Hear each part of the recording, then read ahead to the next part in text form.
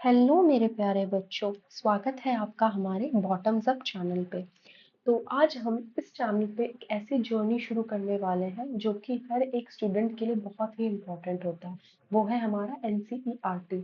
NCERT किसी भी subject के लिए बहुत ही ज़्यादा इम्पोर्टेंट बुक माना जाता है।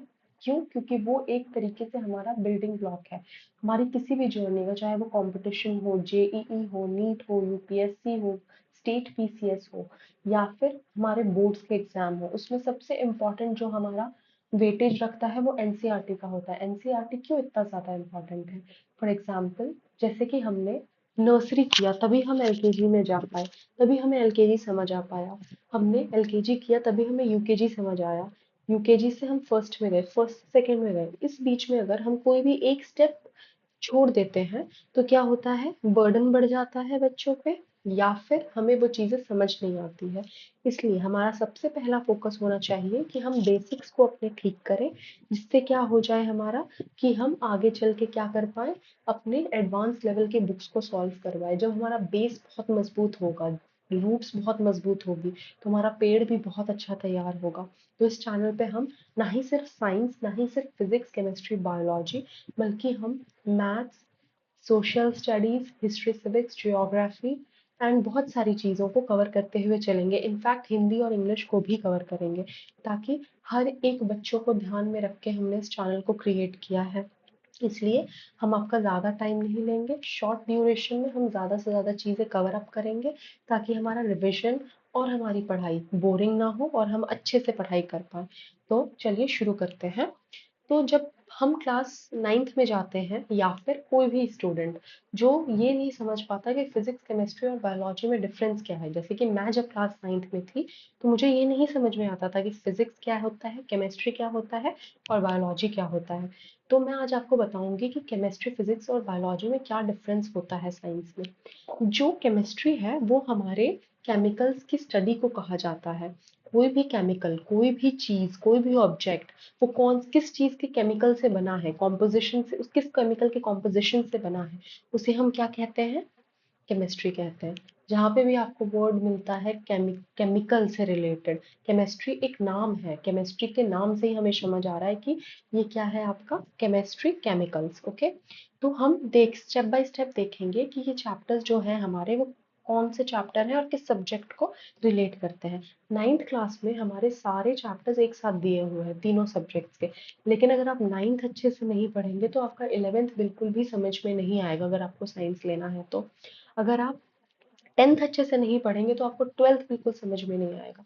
इससे हमें क्या समझ में आता है कि 9, 10th, 11, 12th ये सारे आपस में इंटरकनेक्टेड हैं। इसलिए हम देखेंगे कि केमिस्ट्री की शुरुआत कहाँ से हुई, या फिजिक्स की शुरुआत कहाँ से हुई, या फिर बायोलॉजी की शुरुआत कहाँ से हुई। तो चलिए आइए हम अपने कंटेंट्स को देखते हैं। देखिए, कंटेंट्स में सबसे पहला चैप्टर है मैटर्स इन आवर सराउंडिंग। ये केमिस्ट्री का चैप्टर है और मुझे ये पता कैसे चला? मुझे वर्ड मैटर से पता चला कि हमारे सराउंडिंग में क्या क्या चीज़ें प्रेजेंट है। जैसे कि फॉर एग्जाम्पल, मेरे पास एक टेबल है। वो टेबल किस चीज़ का बना हुआ है, कौन से मैटर का बना हुआ है, ये हमें कौन बताता है? मैटर मतलब कौन से केमिकल का बना हुआ है, उसका कॉम्पोजिशन क्या है, ये हमें केमिस्ट्री में जानने को मिलता है। नेक्स्ट हम मूव करते हैं चैप्टर नंबर 2 पे, is matter around us pure? Matter हमारे आसपास प्योर है कि नहीं है। जब हम इस चैप्टर में जाएंगे तो हम फर्स्ट चैप्टर को एक्सटेंड करते हुए सेकंड चैप्टर में जाएंगे। जब हम मैटर का ओवरव्यू ले रहे होंगे, उसके बाद हम मैटर को अंदर से जान रहे होंगे। तो ये भी आपका एक केमिस्ट्री का चैप्टर है। देन है हमारा atoms and molecules. Atoms and molecules, atom जैसे कि आपने एक घर बनाया, उसमें आपने सबसे पहला एक ईंट डाला, उसके ऊपर आपने दूसरा ईंट डाला, तीसरा ईंट डाला, चौथा ईंट डाला, और ऐसे आपने एक दीवार तैयार कर ली। तो एटम्स जो है आपका, वो एक ईंट के बराबर है।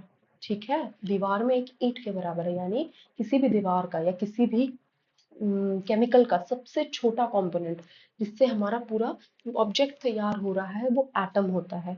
ठीक है, तो एटम्स जो है यूनिवर्स में ऑलमोस्ट हर चीज एटम से बनी हुई है। ऑलमोस्ट नहीं, हर चीज ही एटम से बनी हुई है। According to class 9th atom सबसे छोटा पार्टिकल है। हालांकि साइंटिस्ट ने इससे भी छोटा कुछ ढूंढ के निकाला है, लेकिन हमारे सिलेबस में एटम को सबसे छोटा पार्टिकल माना गया है। मॉलिक्यूल्स एटम्स को जुड़ के बने जाते हैं। जब हम चैप्टर पढ़ेंगे तो आपको और ज्यादा क्लियर हो जाएगा। ये भी केमिस्ट्री का चैप्टर है। नेक्स्ट है fourth chapter, structure of atom. यहाँ पे भी एटम मेंशन्ड है, यानी एटम किस चीज का बना हुआ है वो चीज भी हम पढ़ेंगे चैप्टर नंबर 4 में। ये भी एक केमिस्ट्री का चैप्टर है। Next we will move to fifth chapter. It is a biology chapter. यह एक बायो का चैप्टर है। मुझे पता कैसे चला, क्योंकि यहाँ पे लाइफ की बात हो रही है, यानी लिविंग ऑर्गेनिज्म की बात हो रही है। फंडामेंटल यूनिट क्या होता है एक लाइफ का, ठीक है, हमारा लाइफ जो है वो किस चीज पे डिपेंडेंट है, कैसे हमारी बॉडी फंक्शन कर रही है, ये सारी चीजें हम चैप्टर नंबर 5 में पढ़ने वाले हैं। जब हम 6 में आते हैं तो टिश्यूज लिखा हुआ है। बच्चों को अभी टिश्यूज समझ में नहीं आएगा, क्योंकि अगर आप फर्स्ट टाइम रीडर है तो आपको टिश्यूज का मीनिंग समझ नहीं आएगा। लेकिन अगर आपने बहुत बार बायो एडवांस लेवल तक पढ़ रखे हैं और आपसे रिविजन कर रहे हैं तो टिश्यूज जो होता है वो आपको पता है क्या होता है। तो ये बायो का है और ये भी बायो का चैप्टर है। देन है सेवेंथ चैप्टर, मोशन। मोशन नाम से समझ आता है, मोशन नाम से समझ आता है कि मोशन जो है वो आपका फिजिक्स का चैप्टर है, क्योंकि इसमें हम पढ़ेंगे मोशन कैसे हो रहे हैं, मतलब हम मूवमेंट कैसे कर रहे हैं, एक जगह से दूसरी जगह कैसे जा रहे हैं।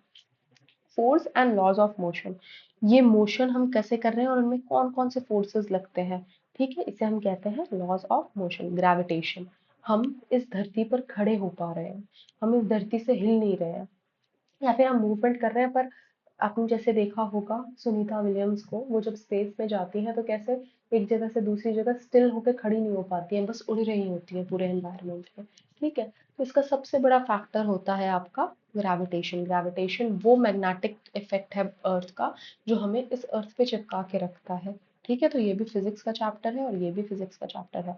वर्क एनर्जी पावर, किसी भी चीज को काम को करने में हम कितना वर्क डन कर रहे हैं और कितनी एनर्जी लगा रहे हैं, वो भी हमारा फिजिक्स में ही आता है।